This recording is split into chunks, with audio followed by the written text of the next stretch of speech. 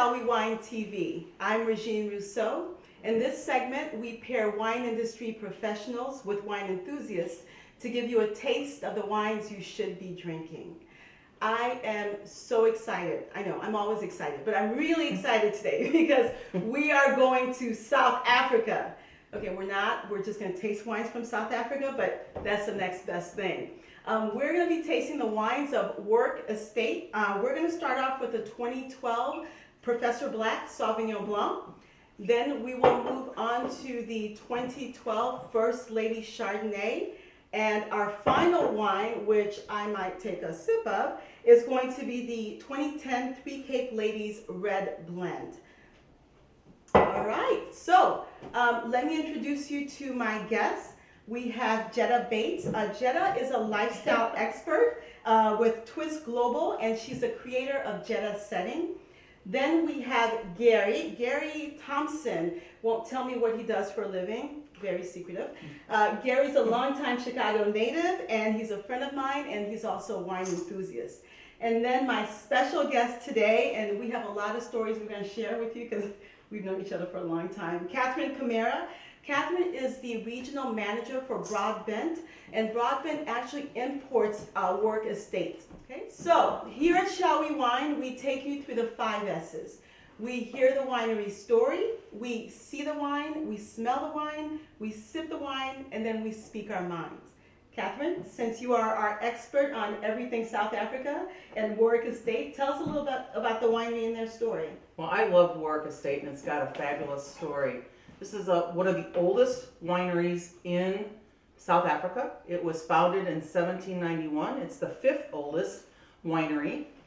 And from 1791 to 1902, it was named the Success Winery, Good Success.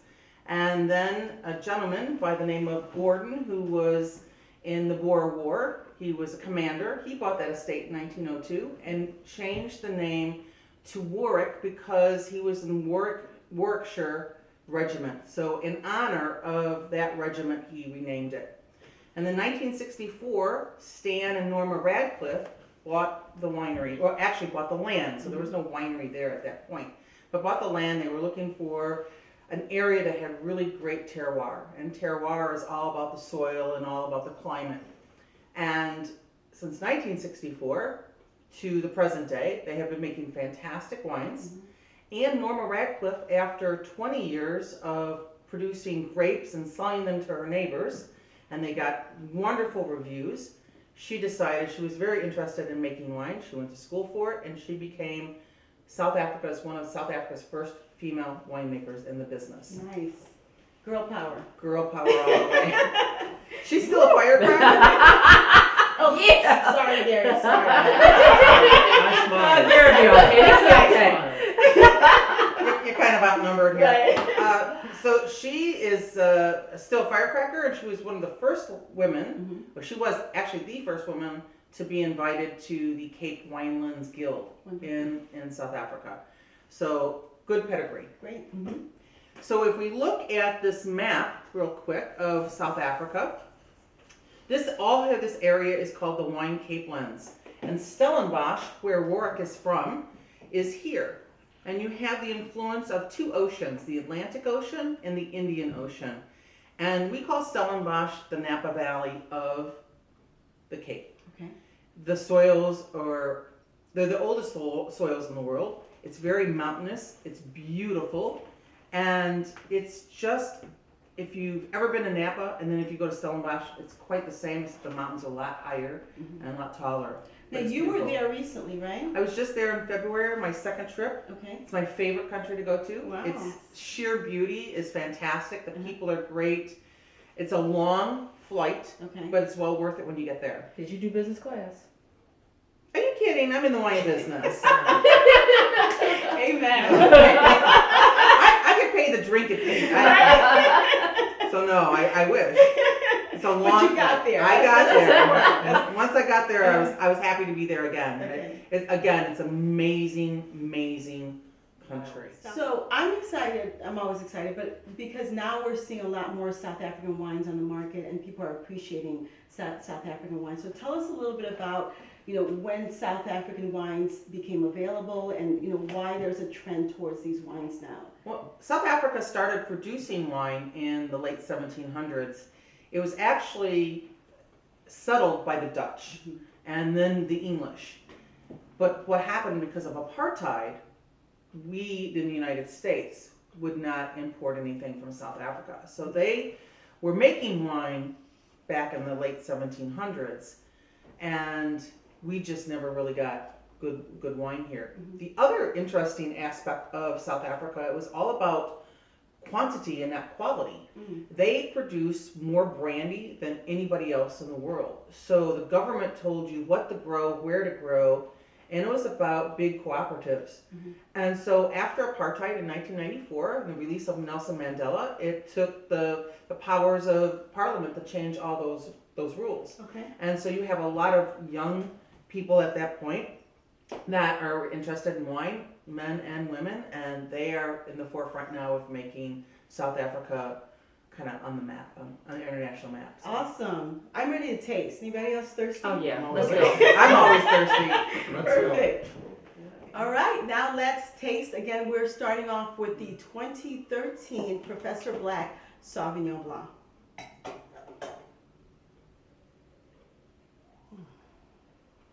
I always jump ahead and start to smell because that's actually my favorite part. Beautiful, like a light straw color. I get a lot of apple and some jalapeno pepper on the nose. What are you guys getting? I'm getting grapefruit, some minerality, and it's made it even more interesting. Understand that this is some of the oldest soil. I mean, so now I'm feeling like there should be a story behind this. It's just like beautiful. I love it. I get the mineral too, and I agree with the apple. There's also something like melon in it to me, or Yes. apricot. Yeah, and a little bit of kiwi. Anybody getting We kiwi? get a little peach pit. So this actually has, it's not 100% Sauvignon Blanc, it has a little bit of Semillon.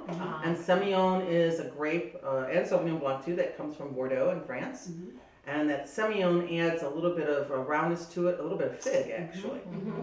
So It seems like it would be able to cut through some really spicy food. Is that? that and fat actually. If you had something with a cream sauce, like a chowder or something like that. I love this wine with oysters. I love it with any kind of shellfish. Roasted herb chicken is really great with it. Light Especially flaky fish. with a lemon sauce. Yes, Yeah. and different herbs. Yep. Just And- in time for Chicago summertime. That's There right. we go. That's Yes. And actually cheeses too. I Yeah, love it with the different acidity cheeses. seems like it would cut it. The cheese, the richness of the cheese. Right. Yeah. And mostly what I said, white cheeses, not stinky cheeses. Maybe like a Pirano, a good like aged Gouda, something that. Pecorino, Yeah. Brie, Okay. things like that. Yeah, Brie. Not blue cheeses or anything that's really heavy. Yeah. One thing that I'm noticing is how on the finish, it's getting more tropical to me. It Yes. just keeps giving and giving and giving. It's not, the finish is really long. And that's why it's not really too cold. I put them in the refrigerator. I don't like to have white wines really cold because once you have a wine that's cold, what do you taste? Cold. Cold, And exactly. so if there's a flaw in the wine, you will notice it if it's a little bit warm. So one of my new obsessions, I have one every month, is banh mi. Have you had a banh mi sandwich? It's nice. You never had it? Am I saying it right? Banh mi? Yeah. It's a Vietnamese, Like a Vietnamese sandwich, yes. Oh, yes, what I yes. want to eat with this. Yeah. Okay, so it's a Vietnamese sandwich, pork, and they put jalapeno peppers on it. So this is what I'm talking about right here. Sandwich is about $6. I want to have a bottle of this by myself. I'm not sharing. By yourself. And that's what I'm I need a little lush, right? pretty much. You know, Some things haven't changed. I mean, when it over an 8-hour period. 8. Girl, I'm trying to help you. Okay, thank you. So now we're moving on to the 2012 First Lady Unoaked Chardonnay. So, if I had $1 for every time someone said to me, I don't like Chardonnay, I don't like Chardonnay, I challenge you, it's probably Chardonnay that you don't, it's not Chardonnay that you don't like, maybe it's the style of Chardonnay. So I encourage people to, I can name about 10, but we're focusing on work estate, so we're gonna focus on that. But I encourage people to give Chardonnay a second try and try different producers and different styles. So this one's unoaked. Catherine, tell us a little bit about what that means, and because I noticed that they have an oak Chardonnay as well. They They do. produce two styles, correct? Correct. Okay. Correct. So this is an oak Chardonnay. Mhm. So what will give a lot of California Chardonnays, and I'm not picking on California, but we all drink California Chardonnays. And They yes, go we through do. oak. Yes. And oak imparts a lot of different flavors. It imparts a toastiness. If you've ever put your bread down in the toaster and it pops up, that smell, that's what we mean by a toastiness. It imparts flavor. Oak definitely does that. And when you have a Chardonnay that is not oaked, what you have left is fruit. And Norma came out with this, and actually it's called the First Lady, to an homage to her being one of the first female winemakers in South Africa, and it's done extremely well. '09 was the first vintage here in the States, and it's just been on fire. People Now, like it. If I was tasting this blind, I would have said there's a little bit of oak in there. Tell me about what I'm smelling. And there is a little toastiness, batonnage, or what were they using to give that toasty flavor character? Well, once you bring the grapes in and you press the grapes, the skins, you leave the skins in contact with the juice. Being on the lees, it's called being on the lees. So that also adds a creaminess to wine. And so this wine does sit on the lees for a little while. Okay. And then they're stirring it a little And they bit. stir it with Batonnage. batonnage. And that is really what gives a wine the creaminess Okay. And a little for toastiness. Yes, Yeah. and a little bit toastiness, right? Okay. As a non-liker of Chardonnays, Uh-huh. I'm one of those people. Okay. We're gonna have a problem up in here. No, I'm sorry. I'm enjoying this. It doesn't have all that tannin oakiness. Right. I taste the fruit instead of the Toothpicks oak. or a big piece of wood in your mouth. Yeah, it's and the fruit I'm tasting is a little citrusy. Yeah.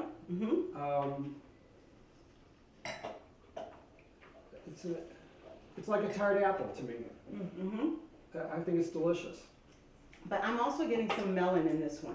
I get a little cantaloupe. melon too. Yeah. Getting some melon. What do you think? It's nice and round. Yeah. Very round. Okay, the Real roundness, fleshy. that's the thing, it's very lush. Yes. And This wine is sexy. it is a very sexy wine. And this is interesting too, because I'm not, and I will tell you that I didn't start off with, never the Chardonnays, because Chardonnays, that was one of the entry level wines for me. That was the For first all thing, of us, you know, right? we All of us. kind of came in, and I think I kind of over oaked myself. Okay. Um, What does it feel like to be over oaked? It just means that, maybe you need to take it down a little bit. I'm just really toasty. A lot. I'd like to be over-oaked. I've over-oaked myself. But it is, it's just very, now this is something that we talked about, the summertime with other wines. This is something I could drink in the winter with no problem in front of a really toasty fire. Okay, so I taste wines and I think about actual experiences. That's where I go Sure. someplace in my head. So where does this Yeah. wine take you? Nice, big, cushy rug. Okay. Gorgeous fire Nice. at a beautiful cabin, Okay. you and your sugar, or by yourself, Right. whatever, Whatever you need. whatever it is. Okay. And then just being able to sip, and I could do that, and then I could have it with something, even with what is it, like pasta? What can I do with this? Like maybe a pasta or something, or I would do this, and actually, this wine we talked about with the Sauvignon Blanc cutting through fat foods. This actually would work really well with New England clam chowder. Yeah. Yeah. It's got fat and cream sauce. This reminds me of like a white Burgundy. Yeah, because they don't over oak their wines in It's Burgundy. really, Nice. I don't want to say creamy, but No, it's nice. You're right. Nice full. Yeah. Yeah. I mean, I love this with veal and have it with chicken. I would veal. I'm veal thinking- chop. yeah. I'm a sandwich. I'm crazy about sandwiches. Lobster roll. I want a Lobster roll. lobster Yeah, roll. lobster with roll this. would be Yeah. great. Lobster hot dog in Hawaii. They have them in Waikiki. Whoa. Lobster hot dog? Oh, Hawaii? yeah. Oh, Why are you yes. so bourgeois? I am, but There's a great place right down the street that makes a great lobster roll. Yes, Acadia. Acadia, They also have a yeah. great banh mi. That's where I've had my favorite. So they have great lobster Yeah. rolls. So yes, I'm there almost every Friday night. Don't stalk me. See, I think this wine's pretty tropical. It's got Yes. it's got that lushness, A little that pineapple. fullness, a little pineapple. But it's got all those tropical fruit flavors. Okay. For me, this would be, if I wanted a white wine, I'd be sitting on the beach underneath a palm tree, reading a book with a nice breeze, drinking this and having some fruit and cheese. Wait a minute, we're coming off of safari. All right. So, do we like this wine? I know, Gary, you said this sort of changed your mind about Chardonnay. Yes, I think Okay. it's the lack of the oakiness. Perfect. Oh, clearly I like it. Right. Okay. Okay. So now we are going to taste the 2010 Three Cape Ladies Cape Blend. And I feel like the ladies have been dominating the conversation. So, Gary, tell me what you think about this wine, because I know you tasted ahead. No, I didn't. What? But without Okay. even tasting it, Okay. it feels lush. Oh. It smells lush. Uh-huh. I get black currant and pepper. Yes. And a rich berry flavor or something in there. Yep. Now I'm going to taste it and I'll really tell you. Okay, sounds good. So, what's the blend? What's the Cape Blend? Well, as any wine, every nation, everybody has their different laws. In Africa, South Africa, California's percentage of grapes have to be 75% or 85% dominant to say it's Cabernet or it's Merlot or it's Syrah, whatever. So this is just a blend of 3 grapes, and it's doesn't get its name Three Cape Ladies because it has 3 grapes. Right. The blend changes every year. So this is a blend of Cabernet Sauvignon, Syrah, and the prodigal son of South Africa, Pinotage. Wow. And Pinotage is, and I hear this a lot from Americans, oh, Pinotage, I don't like Pinotage.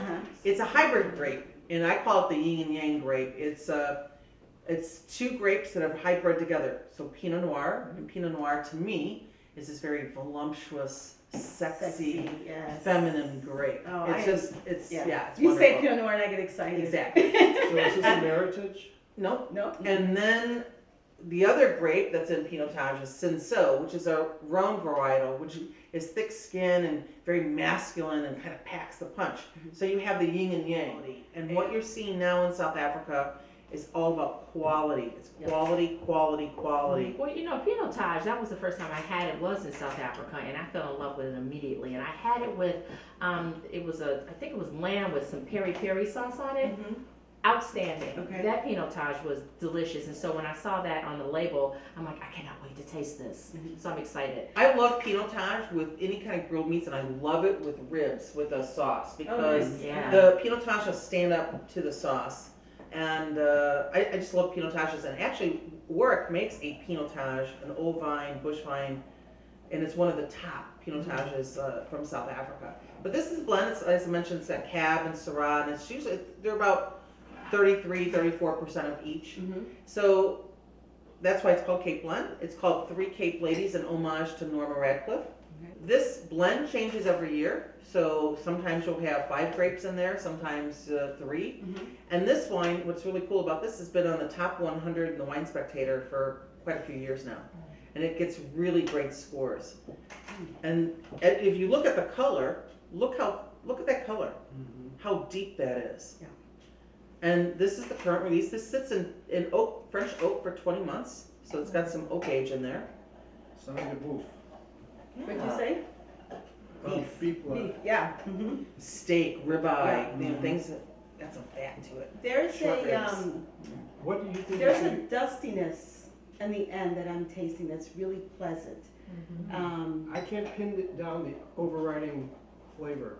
I'm getting On leather, or some sort of like leather or absolutely. something. Yeah. Absolutely, on the nose. Absolutely, absolutely good. Yeah. Usually you put the glass to your nose, you close your eyes, you take a whiff, and usually the first thing that comes to your mind, you're right. But I think Gary hit it. You said blackberries. You said leather, and I think that's exactly right. I'm definitely smelling some cassis. I get black cherry, I get licorice. Yeah.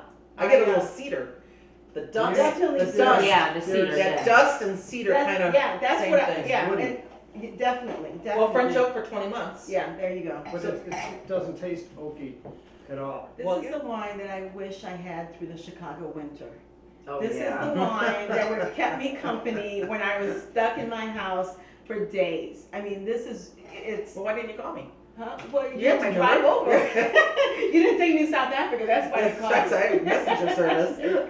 Now I know. It's kind of like a cute guy, actually. How so? Cute, robust, well-built man. Which is your husband. Yes, This is going to be on TV. Well, no, that's exactly what I was thinking about, but I didn't want to be all like, yeah, baby, this is for you right away.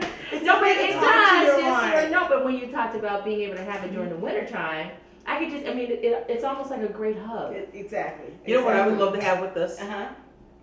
A ribeye hot off the grill, Okay.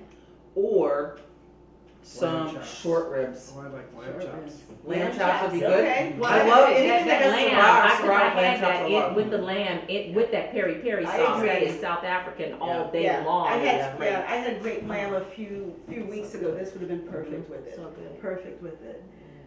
Anything else that you want to add? Do we? I think it sounds like we like this wine. Oh, we do. Okay, so tell us a little bit about availability. We're here in Chicago, but you work several different markets. Are these wines available or? They're readily available. Okay. You can find these wines at Binny's, which is the largest retail store, and there's Okay. a lot of independent shops that carry Warwick wines as well. You'll find them in restaurants. So, South Africa wines are just becoming kind of cool. So I want to again thank you, Garry, and thank you, Jetta, for joining us today. It's fun. My pleasure. Just so you know, this is their first time trying this wine, and they didn't know what we were going to talk about today. So everything that they've told you is sort of fresh. So thanks again for joining Thank us. you. We appreciate Thank the you. information, and we shall wine. We shall wine. Thank Cheers. you. Cheers.